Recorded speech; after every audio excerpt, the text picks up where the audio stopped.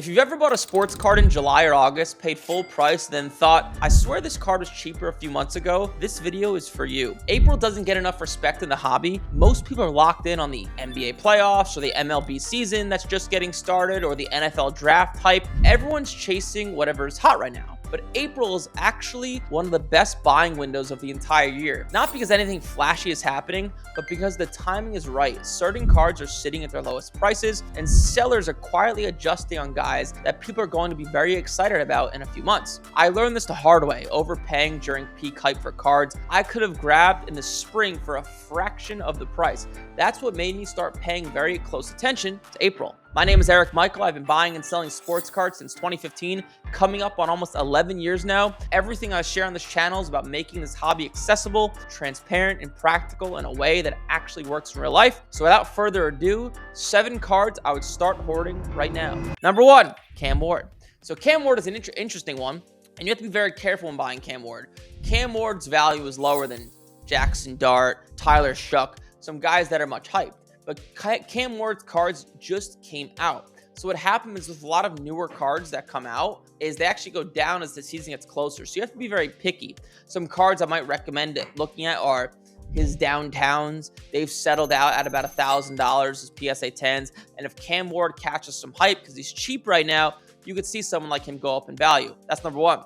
Number 2, VJ Edgecomb, who is a guard for the 76ers, if you don't know who he is. And he has tons of cards out there that are very gradable. So if you do sports cards at the highest level, what you want to do is buy cards while they're cheap, get them graded, right? Grading cards might take 1 to 2 to maybe 3 months, depending on the cards you're buying, and have these cards come back to you, not only getting 10s, which will increase the value, but also these cards will hopefully be worth more when you bought them because of the timing. And VJ Edgecomb is someone that could possibly fit into this mold. Right now, you can buy his Topps Chrome X-Fractor for about $40. A PSA 10 of this card sells for about $250.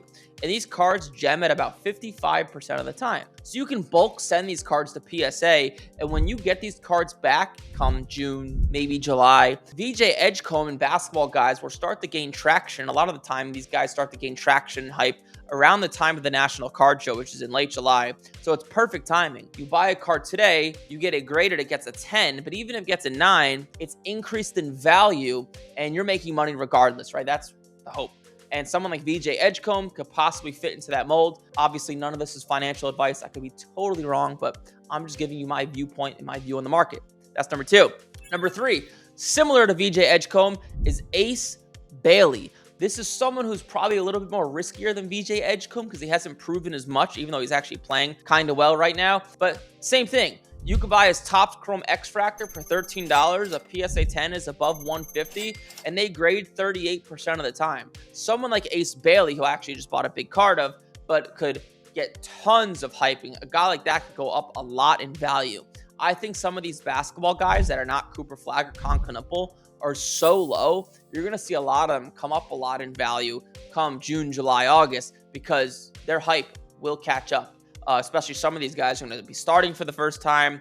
They're going to be on teams where teams are going to be getting a lot better, like the Utah Jazz or someone next year that could be a lot better. That's number 3. Number 4, this is someone who I've talked about a little bit, but Jordan Love.